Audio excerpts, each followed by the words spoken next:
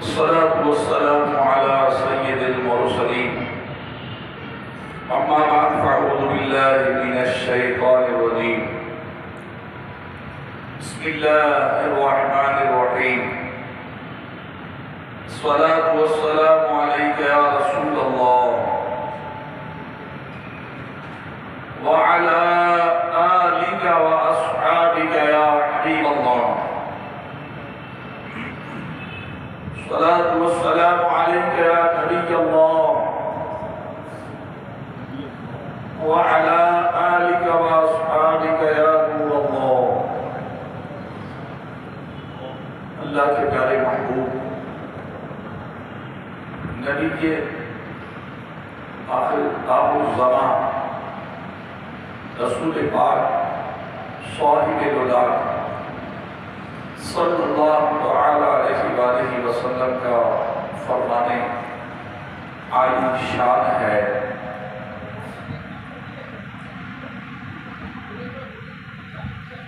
کہ جو روز جمعہ اور شب جمعہ مجھ پر درود پاک پڑھے گا میں اس کی شفاعت کروں گا۔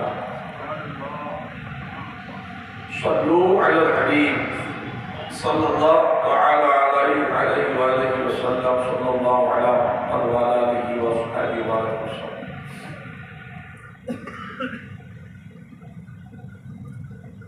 پیارے اسلامی بھائیو، آج یکم دسمبر پہلی تاریخ دسمبر کی 16 جمادی الاخری 2023 جمعے کی نماز میں ہونے والا بیان، جس کا موضوع وراثت میں خیانت کرنا۔ وراثت میں خیانت، اس پر انشاءاللہ سنیں گے تو جلدی آپ توجہ کے ساتھ جلدی آ جائیے مسجد میں اور توجہ کے ساتھ بیان سنیے۔ بہت اہم یہ عنوان ہے، بہت اہم کہ وراثت کے معاملات اتنے پیچیدہ کر دیے گئے اور اس طرح قرآن و سنت کی نافرمانی کی جا رہی ہے جس کا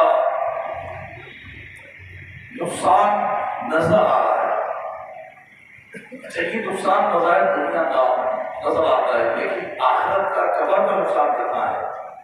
تو آئیے اس کو سنیے انشاءاللہ تعالیٰ مثالوں کے ساتھ، اس کی تعریف کے ساتھ، اس کے بارے میں فرمان مصطفیٰ کیا ہے، فرامین مصطفیٰ کیا ہیں، قرآن مجید نے کیا اس بارے میں کہا، انشاءاللہ اس کو ہم سب سنیں گے۔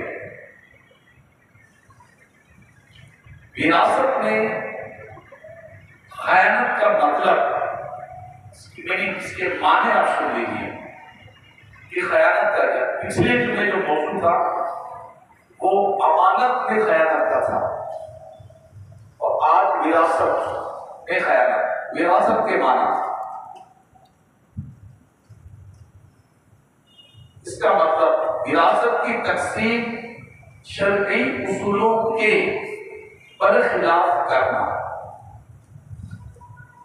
وراثت کی تقسیم شریعت پاک کے اصولوں کے برخلاف کرنا وراثت میں خیانت کرنا کہلاتا ہے۔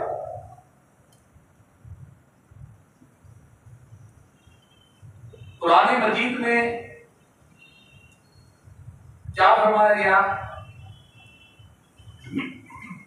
4 پارہ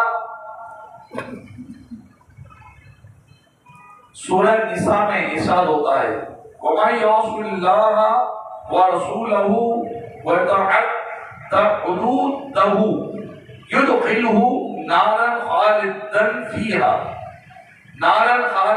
فِيهَا وَلَهُ عَذَابٌ مُهِينٌ۔ ترجمہ قرآن کنز العرفان۔ اور جو اللہ اور اس کے رسول کی نافرمانی کرے اور اس کی تمام حدوں سے گزر جائے تو اللہ اسے آگ میں داخل کرے گا جس میں وہ ہمیشہ رہے گا، اور اس کے لیے رسوا کن عذاب ہے۔ تفسیر صراط الجنان میں حضور قبلہ شیخ الحدیث و تفسیر حضرت علامہ مولانا مفتی محمد ابو صالح قاسم عطاری مقدس اللہ علی اس میں اس آیت مبارکہ کے متعلق ہمیں سمجھا رہے ہیں تفسیر میں،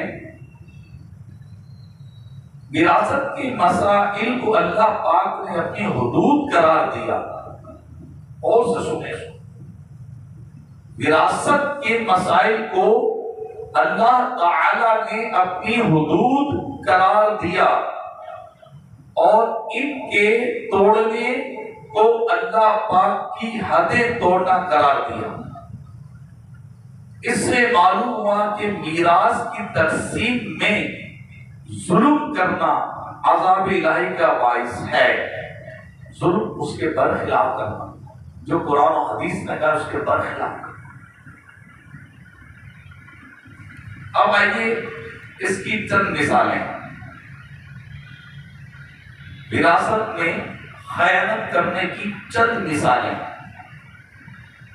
وراثت میں شریعت کے بیان کردہ قوانین کا لحاظ نہ رکھنا، جیسے بعض لوگ وراثت محض اپنی عقل یا خاندانی رسم و رواج کے مطابق تقسیم کرتے ہیں، اس میں شریعت کا لحاظ نہیں کرتے۔ باپ مر جاتا ہے، بچے یتیم ہو گئے یا یتیم نہیں ہیں، اب باپ کی وراثت کو جنانے والا خاندان والے ایک اپنے انداز میں کر دیتے ہیں، نہ بیوہ کا خیال ہوتا، نہ اس کے بچوں کا، مرنے والوں کا بچوں کا خیال ہے، بس اپنے خاندانی رسم و رواج کے مطابق کہ ہمارے بڑوں میں، ہمارے خاندان میں کبھی عورتوں کو دیا ہی نہیں گیا، ہمیں کوئی ایسا نہیں ہے، بالکل مطلب نہیں کرتے۔ باپ مر جاتا ہے، ماں چلی جاتی ہے، بڑے بھائی ہوتے ہیں یا اور کوئی بڑے سرپرست ہوتے ہیں، بالکل چھوٹوں کا کچھ خیال نہیں ہوتا، اپنے حساب سے کرتے ہیں، ہم نے اتنا پیسہ لگایا تھا، ہم نے اس کو گھر کو یوں بنایا تھا، تم تو چھوٹے چھوٹے تھے، تمہارا اس میں کیا بنتا ہے، اس طرح کی باتیں کر کے اور غلط طریقے سے وراثت کو تقسیم کرتے ہیں، قابض ہو جاتے ہیں، تو یاد رکھیے اللہ کی حدود توڑنے والے ہیں۔ ایک اور مثال، کسی وارث کو اس کے شرعی حق سے محروم کر دینا، یہ وراثت میں خیانت ہے۔ جیسے عموماً بہنوں یا بیٹیوں وغیرہ کو محروم کیا جاتا ہے، جو میں نے ابھی کہا، سب بھائی بانٹ دیتے ہیں آپس میں، ارے بہن تو بہت اچھے گھر میں گئی ہے، کوئی اس کو ضرورت ہی نہیں ہے، آپ نے اپنی عقل سے کیوں فیصلہ کر لیا بھائی، پہلے وہ لاٹ میں اچھے گھرانے میں گئی ہے، سب کچھ اس کے پاس ہے، لیکن یہ حصہ آپ کی مرضی سے نہ زیادہ دو گے نہ آپ اس کو دباؤ گے، شریعت جو کہتی ہے وہ آپ کو کرنا پڑے گا۔ تو بہن بیٹیوں کو محروم کیا جاتا ہے، بلکہ بہن یا بیٹی وراثت سے اپنا حصہ لے تو بعض جگہ اسے برا بھی سمجھتے ہیں، ایسی عجیب بہن ہے کہ بھائیوں کے پاس کچھ نہیں ہے اور یہ حصہ لے رہی ہے، ایسی بات کیوں کرتے ہیں؟ آپ کا ہے، یہ آپ کے باپ کا ہے، اور آپ کے باپ کی جائیداد میں یہ آپ کے دادا پرداداؤں نے حصہ نہیں رکھا، بلکہ اللہ اس کے رسول نے حصہ رکھا ہے۔ یہ جو ہے قرآن و حدیث نے ان کا حصہ رکھا ہے۔ آپ کون ہوتے ہیں؟ آپ کس چیز کے مالک ہیں بھائی؟ آپ صرف وراثت میں اپنے حصے کے مالک ہیں، بس، وہ بھی جو شریعت کے مطابق ہے۔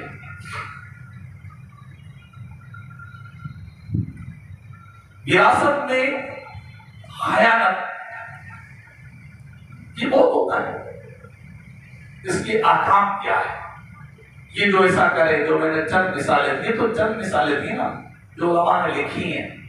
مثالیں تو اتنی ہیں کہ بہت مثالیں، 2 پیج بن جائیں کتابوں میں، لیکن ہم سمجھتے نہیں ہیں، جانتے نہیں ہیں، ہم اس پر غور نہیں کرتے. حدیث پاک میں نبی پاک صلی اللہ علیہ وسلم نے فرمایا، امام غزالی رحمۃ اللہ تعالیٰ نے مقاصد القلوب میں لکھا، میں نے پہلے کہا کہ امام غزالی کی رحمۃ اللہ کی کتاب مقاصد القلوب اس کو پڑھیں. اس میں امام غزالی نے ہم جیسے گناہ گاروں کا بہت علاج کیا ہے. کیمیا سعادت، منہاج العابدین، کم از کم ایک کتاب یہ پڑھیں، مقاصد القلوب. اس میں امام غزالی نے لکھا ہے، فرمایا کہ اگر کوئی کسی کی ایک بالش جگہ قبضہ کر لے گا، ناحق طریقے سے اس کو لے لے گا، نبی پاک نے سب کا فرمان ہے جس کا مفہوم میں عرض کر رہا ہوں. تو ایک بالش کتنی سی ہوتی ہے؟ 8 انچ، 9 انچ، 10 انچ.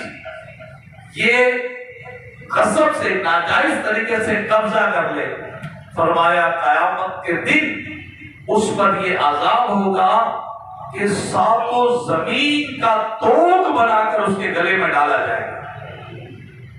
ابھی دلہن کی شادی ہوتی ہے نا، 10 ہار ڈالتے ہیں اس کو، غلام کے بڑے بڑے ہار، جیسے بعض خاندانوں میں ڈالے جاتے ہیں، 1 ڈالو، 2 ڈالو، 3 ڈالو. وہ بولتا بھائی اس کو کم کرو، اس کو نکالو، بہت ہو گئے. سوچئے آپ 1 من، 2 من، 3 من، 4 من، 5 من، 10 من وزن اٹھا لیں گے، لیکن 7 زمین کا وزن جو ایک عذاب کی صورت اس کے گلے میں ڈالا جائے گا. کس پر؟ اس نے ایک بالش جو 8 inch, 9 inch, 10 inch, 11 inch, 12 inch بنے، بالکل اس کو ناجائز ذریعے سے اس پر قبضہ کر لیا، حد دبا لیا، تو یہ عذاب اس کا ہوگا. مزید امام غزالی نے بہت کچھ لکھا ہے بڑے اس میں. تو ہم یہ موضوعات کو سمجھیں، اس پر غور کریں، ہم ان کی فہرست میں نہ چلے جائیں کہ جو اللہ کو رات دن ناراض کر رہے ہیں، اللہ کی نافرمانیاں کر رہے ہیں. اگرچہ یہ وراثت میں خیانت کرنے والا تہجد گزار بھی ہوگا تو بھی اس کو چھٹکارا نہیں ہے. اگر یہ روزے دار بھی اس کا چھٹکارا نہیں ہے. اگر یہ الحاج بھی ہو، الحاج اسے کہتے ہیں جو 1 سے زیادہ حج کر لے، وہ کئی حج کیا ہو، وہ بیواؤں کی شادیاں کرا دے، غریبوں کی مدد کر دے، لیکن اگر وہ غاصب ہے، غصب شدہ فرد ہے وہ، تو اس کا چھٹکارا آسان نہیں ہوگا. قیامت اللہ سے ڈریں، حساب سے ڈریں. آپ دعاؤں میں سنتے ہیں کہ مولا مجھے بے حساب بخش دے، میرا حساب نہ لیا جائے، یا اللہ مجھ پہ کرم کر دے، میں کسی طرح بھی حساب دینے کے قابل نہیں ہوں. تو نے قرآن میں فرمایا ثم لتسألن یومئذ عن النعیم، کہ پھر پوچھا جائے گا اس دن، قیامت کے دن تم سے نعمتوں کے بارے میں. تو کیا جواب دیں گے؟ یہ تو وہ ہے جو اللہ نے ہمیں نعمت دے دی، آنکھ، ہاتھ، کان، زبان، اور جو کسی کا ناجائز دبائیں گے اس کا کیا حل ہے؟ اور کریں. آئیے اس کے احکام کیا ہیں. اگر کوئی ناجائز ذرائع سے غاصب ہو گیا، کسی کی وراثت دبا لی، اس کے احکام کیا ہیں؟ وارثوں کو ان کے شرعی حق سے محروم کر دینا ناجائز و حرام اور جہنم میں لے جانے والا کام ہے. پہلی چیز، اعلیٰ حضرت امام اہل سنت مجدد دین و ملت، پروانہ شمع رسالت، عاشق ماہ رسالت، ارشاد امام احمد رضا خان رحمۃ اللہ تعالی علیہ،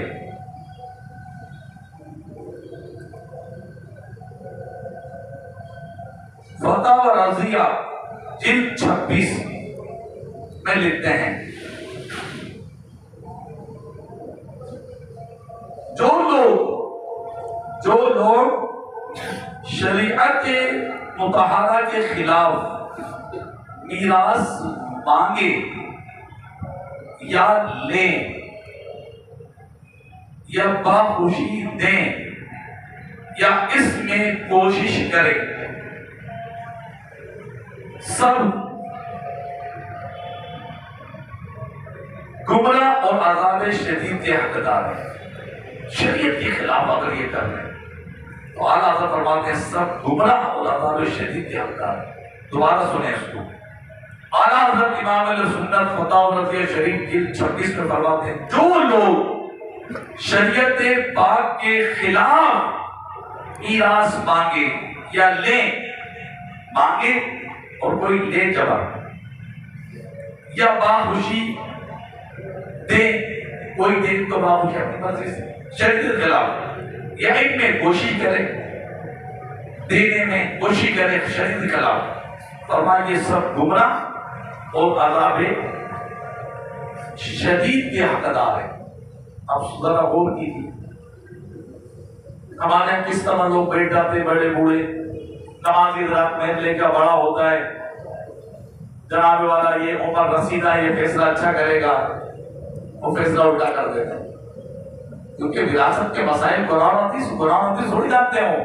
اگرچہ عمر میں بڑے ہیں، بابا جی ہیں، سفید داڑھی ہے، پہلی سب کے نمازی ہیں، خاندان میں بڑھے، محلے میں بڑھے، برادری میں بڑھے، لیکن وراثت کا ان کو پتا تھوڑی وراثت تقسیم کیسے کرنی ہے، وہ تو اپنی مرضی سے فیصلہ کر دیں گے۔ اچھا جی یہ زیادہ کمزور ہے، اس کو دے دیں، اس کو تھوڑا 6 لاکھ کا سیٹ، اس کو 1.5 لاکھ دے دیں، آنا 1 لاکھ کے 1.5 لاکھ دے دیں۔ اچھا جناب یہ ذرا صحیح، اس کو 50,000 دے دو، بیٹا ایسا کر لو، بالکل مطلب حضور قبلہ شیخ الحدیث و تفسیر حضرت علامہ مولانا مفتی ابو صالح محمد قاسم عطاری مدد اللہ علیہ فرماتے ہیں، جب میں نے ان کے بیان میں حاضر تھا، تربیتی اجتماع تھا، آپ نے فرمایا کہ وراثت کے اور طلاق کے احکام کسی عام عالم دین سے بھی نہ پوچھیں، اتنے باریکی فرمایا دارالفتہ جہاں مفتیان کرام بیٹھتے ہیں اور مسلمان آتے ہیں ان سے شرعی رہنمائی لیتے ہیں، ان کے پاس جائیں اور جا کر وہاں سارے معاملے کو حل کرائیں۔ اس کے لیے چوپال لگانا، پنچات بٹھانا، محلے کے 4 بڑے بیٹھ گئے، خاندان کے 4 بڑے بیٹھ گئے اور جناب والا فیصلے کرنے کے لیے ہم آ گئے۔ اگر غلط فیصلے ہو تو تقریباً غلط فیصلے ہوتے ہیں، تقریباً غلط فیصلے ہوتے ہیں، صحیح فیصلہ آپ کو مفتیان اسلام اہل سنت و جماعت کے بعد چلے آپ کو مل جائے، صحیح ہے؟ تو یہ اس کو یاد رکھیے، آگے چلیں۔ وراثت سے متعلق احکام شرعیہ کو ماننے سے انکار کرنا کفر ہے۔ نہیں آپ نہیں سمجھ، بس صحیح ہے جی، ہے بس ہم اس چیز کو نہیں مانتے، ہم تو اپنی مرضی چلائیں گے، تو اس چیز کا جو انکار کرے کہ کفر ہے۔ آپ جو وراثت کے حقدار بن رہے ہیں نا، یہ آپ کو خاندانی طور پر آپ کو حصے دار نہیں بنایا گیا، والد کی وراثت میں آپ کو نہیں بنایا گیا، خاندانی طور پر آپ کو شریعت نے یہ حصہ دیا ہے، قرآن و حدیث سے آپ کو حصہ مل رہا ہے۔ آپ کیسے بولتے ہیں، آپ چیز کو نہیں سمجھتے؟ آپ ہوتے کون ہیں اس معاملے میں انکار کرنے والے بھائی؟ تو یہ شریعت پاک نے آپ کا حصہ رکھا، احسان مانو اسلام کا، دین اسلام کا، کہ جس نے اپنے ماننے والوں کی ہر موڑ پر رہنمائی کی ہے، پیدا ہونے سے لے کر اس کے قبر میں جانے تک ہر موڑ پر شریعت پاک نے اس کو رہنمائی دی ہے، ایسے کرنا ہے، ایسے کرنا ہے، ایسے کرنا ہے، حلال سے کمانا، حلال خرچ ایسے کرنا ہے، اتنی زکات دینی ہے، اتنا جماعت حج کرنا ہے، غریبوں کی مدد کرنی ہے، بہن بھائیوں کا خیال کرنا ہے، خونی رشتہ کا خیال کرنا ہے، دیگر رشتہ کا خیال کرنا ہے۔ یہ دین اسلام ہے جنہوں نے یہ اتنا پیارا نظام دیا اپنے ماننے والوں کو، اور جب دنیا سے چلے جا فرمایا عزت سے اس کو دفنا کے آؤ، اس کو نلاؤ، اس کو کفن بناؤ، اس پر نماز پڑھو، اس پر دعا کرو، لوگ جمع ہو کر اس کو جا کے عزت سے دفناؤ، وہاں دعا کرو اس کے لیے، اور تمہاری زندگی رہتے تک اس کے لیے مغفرت کی دعا کرتے ہو۔ اور جا کے دیکھیں دوسرے مذاہب میں، دیکھیں ذرا دوسری جگہ پر کوئی اپنے مردوں کو جلا رہا ہے، کوئی بیوہ ہوگی اس کو، اس عورت کو خاندان سے نکال دیا جاتا ہے، برادری باہر کر دیا جاتا ہے۔ یہ اسلام ہے جس نے عزت دی ہے، عورت کو بھی عزت دی ہے، مرد کو بھی عزت دی ہے، ماں کو بھی عزت دی ہے، باپ کو بھی عزت دی ہے، خونی رشتہ داروں کو بھی عزت دی ہے، پڑوسیوں کو بھی عزت دی ہے۔ ارے اسلام تو وہ ہے جس نے اگر کسی مسلمان کے پڑوس میں کوئی کافر رہتا ہے، فرمائے اس کا بھی تم پر ایک حق ہے، حق اسلام، اس کے ساتھ کسی وجہ سے بدسلوکی نہ کرو۔ یہ ہے اسلام کا حسن۔ اور آپ یہ کہتے ہیں کہ ہمیں نہیں معلوم، ہم نہیں جانتے، اس کو ہم نہیں سمجھتے۔ پڑھنے درجے کی جہالت ہے۔ اگر آپ ایم اے کیے، اگر آپ ایف اے کیے ہوئے، اگر آپ نے ماسٹر کیا ہوا ہے، آپ بہت بڑے جاہل ہیں، آپ جو آپ شریعت کے احکامات کو ٹھکرا رہے ہیں۔ بالکل جملے سخت ہے، لیکن یہ سمجھ میں آ رہا ہو کہ کیونکہ ہم مسلمان ہیں نا، ہمارا اولین ہماری سوچ یہ ہے، یہ ہونی چاہیے کہ جو قرآن و حدیث میں آیا وہ حق ہے، ہمیں اس کو ماننا ہے۔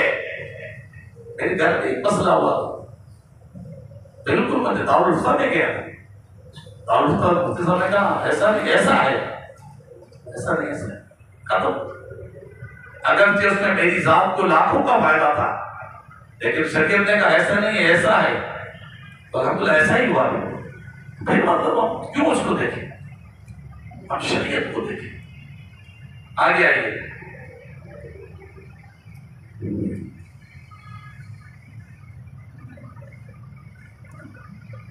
توریت یعنی وارث بننا، توریث، توریت نہیں، توریث یعنی وارث بننا رب العالمین کی حکم سے ہے۔ وراثت میں آپ اپنی منزل مالک بنے نہیں ہیں، اللہ نے آپ کو وارث بنایا ہے، تو اس کی مانو پھر۔ تو اپنی مرضی سے کسی کو وارث، کسی وارث کو محروم کر سکتا ہے، نہ کسی غیر وارث کو وارث بنا سکتا ہے۔ بالکل۔ ابھی پرسوں کے بعد ایک سوئے کرنے گیا تھا، مندر والے تھے، بیان کیا تھا سوئے میں، تو والدین اور سب پر اس میں گفتگو ہوئی تھی، 20 منٹ کا بیان تھا۔ بیان کے بعد 2-3 لوگوں نے مجھے مطلب روک لیا بات کرنے، جاننے والے تھے، عرصے سے جانتے ہیں، تو انہوں نے کہا کہ آپ کی گلی میں ایک میت ہوئی تھی۔ مطلب ہاں مجھے معلوم ہے میت ہوئی تھی۔ تو بولا وہ وہاں والد صاحب تو پہلے انتقال کر دیے، تو جو والدہ جو ہیں وہ اب انتقال کر گئے۔ اب جو وراثت بچی اس کے حقدار کون ہے؟ اس کی اولاد ہے نا، سیدھی طرح الٹی طرح تو کوئی بھی اس کا حقدار نہیں ہے۔ مطلب سے مطلب رشتہ دار بول رہا ہوں، کوئی بڑوں سے نہیں بول رہا، پہلے کوئی بھی ہو، وارث یہ ہے۔ اب جو رشتہ دار ہیں قریبی کو کیا سوچنا چاہیے؟ شریعت کے مطابق ان کو مالک بنانا چاہیے، جیسے چچا ہو گئے، ماموں ہو گئے، دیگر رشتہ دار ہو گئے، شریعت کے مطابق۔ انہوں نے کہا کہ نہیں، بڑا مسئلہ ہو رہا ہے۔ کیا؟ بولے فلانا ایک رشتہ دار ہے، اس نے 3-4 گھر اپنے قبضے میں لے لی، اور جناب والا وہ 5 سال اس نے مسجد پہ دے، 10 سال مسجد پہ دے دیے، اور کچھ وہ اپنے پاس رکھے ہوئے، بولے کہ میں خود ہی کروں گا۔ یہ تو غلط ہے، کافی میں نے ان کو سمجھایا، تو انہوں نے مجھ سے کہا کہ آپ ہمارا ساتھ دیں۔ میں نے کیا ساتھ دوں؟ آپ لوگ چچا ہو، آپ سب کچھ ہو، مرنے والے کے بارے میں آپ ان کو لے کر بیٹھیں، اور نہیں مانتا وہ دارالفتہ لے جائیں، قتل ایمان دارالفتہ لے سننا چلے جائیں، جو مفتی صاحب جو دارالفتہ والے کے ہیں مفتی صاحب وہ فیصلہ کر لیں۔ تو مطلب یہ بتا رہا ہوں کس قسم کے معاملات بھی ہوتے ہیں۔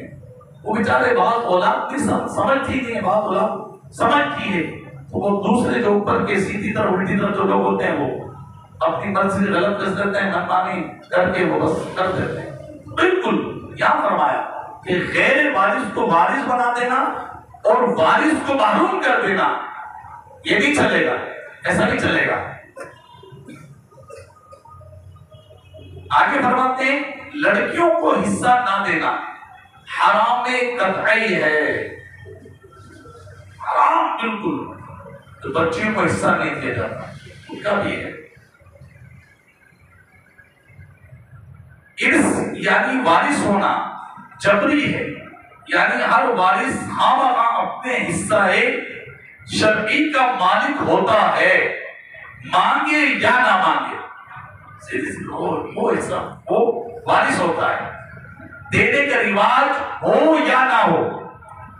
یہاں تک کہ اگر وارث صاف صاف کہہ دے میں نے اپنا حصہ چھوڑ دیا، جب بھی یہ اپنے حصے کا مالک ہی رہے گا۔ ہاں اگر کوئی وارث اگر کوئی وراثت میں دلچسپی نہ رکھتا ہو تو اپنا حصہ لے، پھر جسے چاہے تو فتن دے دے، یہ ہے کیا بات۔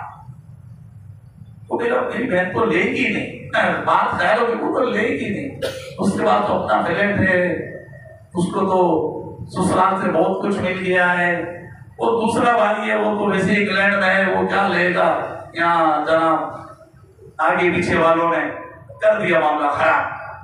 پھر بعد میں جب وہ انگلینڈ والا آیا اور جو بہن کا شروع داماد آیا، پھر وہ جناب باتیں ہوئی، پھٹے ہوئے، کورٹ کچہری ہوئے، کیا ہوا، یہ شریعت کی نافرمانی کا وجہ سے مار دی جاتی ہیں، گولیاں چل جاتی ہیں، شوٹ کر دی جاتے ہیں، قتل ہو جاتے ہیں۔ کیوں کہ شریعت کا آپ نے پاس نہ رکھا۔ مسلمان ہیں آپ لیکن شریعت کا آپ نے پاس نہ رکھا۔ یہ دیکھیں یہ مطلب ہو گیا۔ تو اس لیے ہم جو ہیں وہ جو ناظر اپنا حصہ لے، اب چاہے وہ بہن کو دے، چاہے بھائی کو دے، چاہے مسجد کو دے، بیوہ کو دے، کسی غریب کو دے، عمرے میں جائے، کہیں بھی جائے، اپنا حصہ۔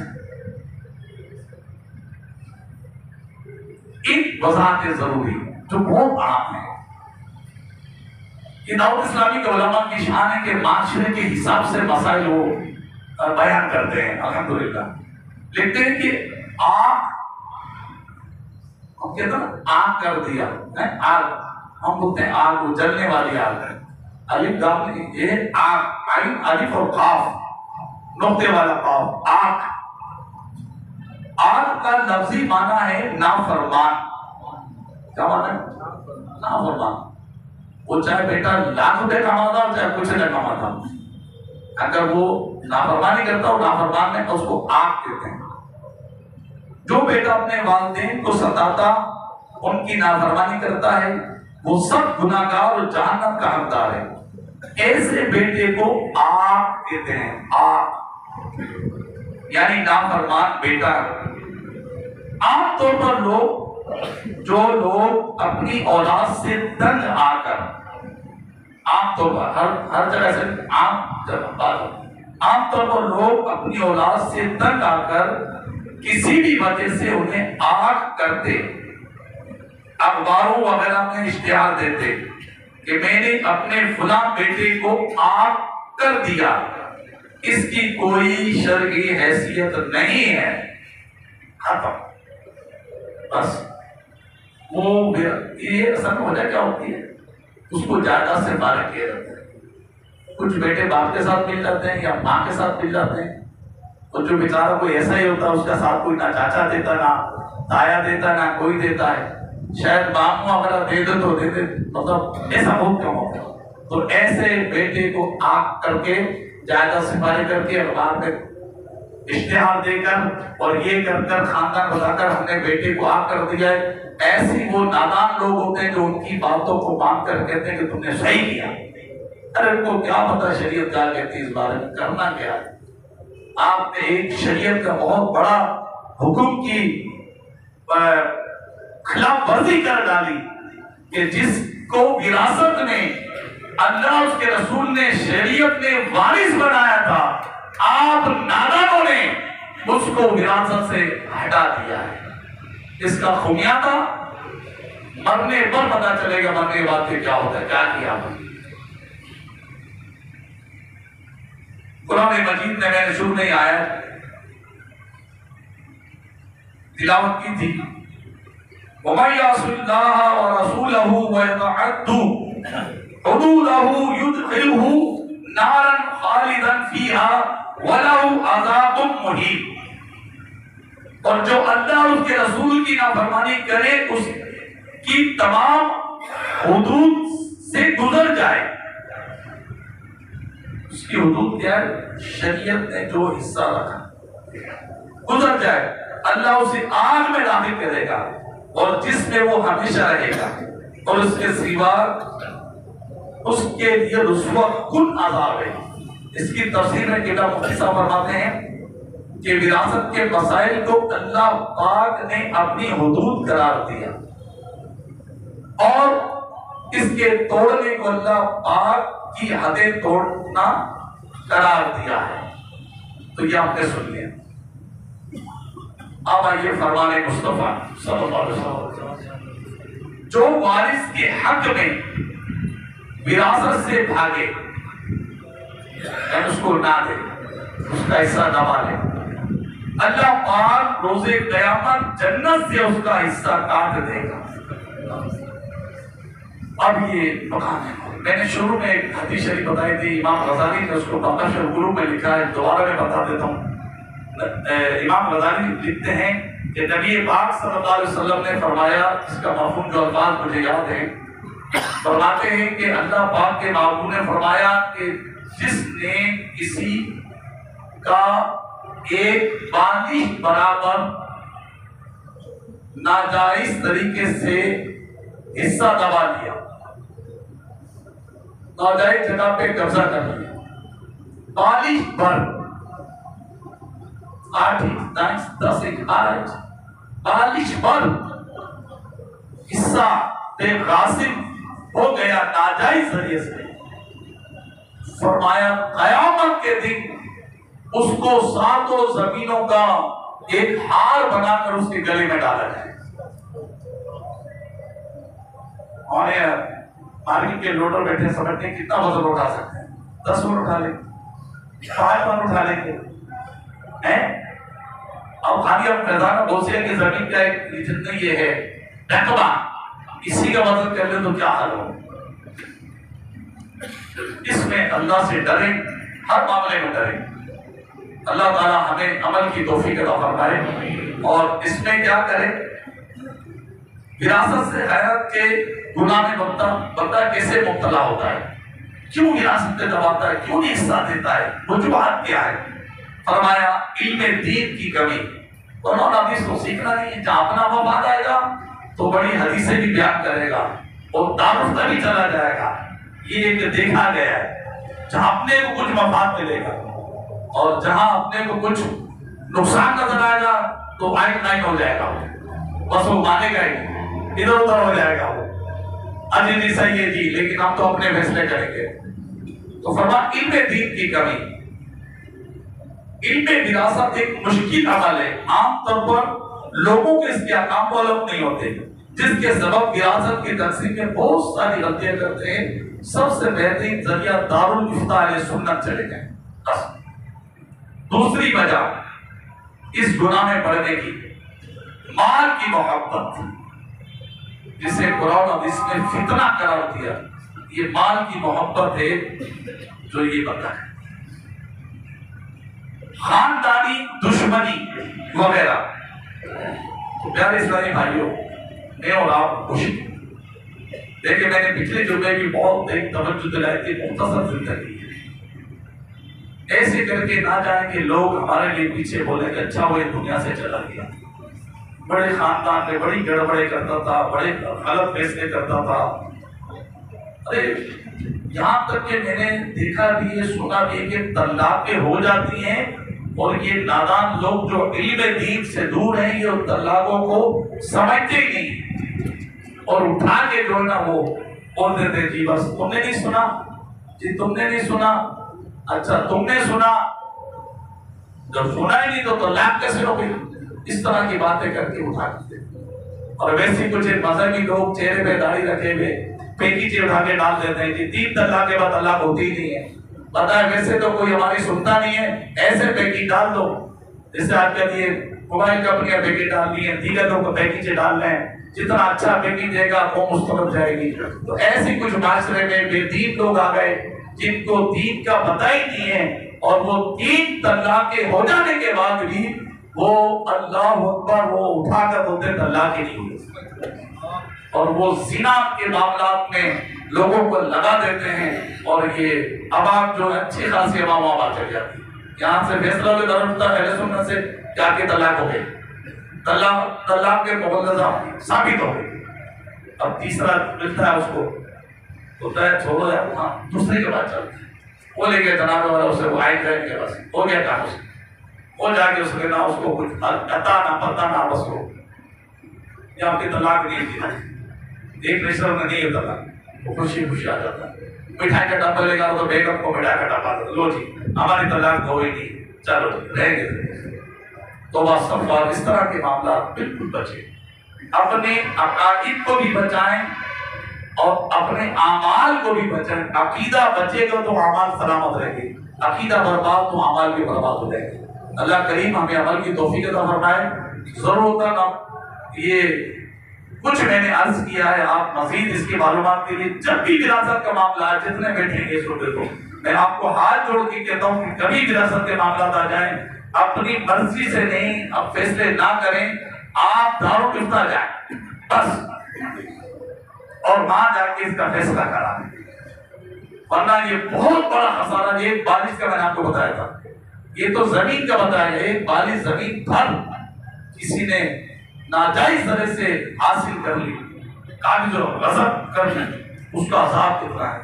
تو بڑی بڑی جگہیں لے کے بیٹھ جاتے ہیں خاندان والے، یتیموں کو بے گھر کر دیتے ہیں، بھائیوں کو بے گھر کر دیتے ہیں، بہنوں کو بے گھر کر دیتے ہیں، بس اوقات ماں اس سے میں بارش ہوتی ہے ماں کو بے گھر کر دیتے ہیں، اور ادھر والے لوگ قابض ہو جاتے ہیں۔ اللہ تعالیٰ ہمارے ایمان کی اس ویڈیو کو شیئر ضرور کریں، ہو سکتا ہے آپ کے ایک شیئر سے یہ بات کسی کے دل میں اتر جائے۔